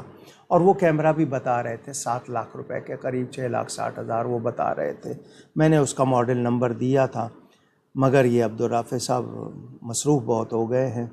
اگر کوئی اس معاملے میں رہنمائی کرے ہماری، کیمرہ ہم نے لینا ہے، لیکن اب کیمرہ لینے کے لیے تیار ہوئے ہیں تو کیمرہ کون سا لیا جائے جو پیسے ضائع نہ ہوں. تو تعاون کیجیے گا، کوئی رہنمائی کر سکے پروفیشنل اس فیلڈ کا ماہر، کہ ایسا کیمرہ جو 2-2.5 گھنٹے چلے، گرم نہ ہو، صحیح ریکارڈنگ ہو جائے.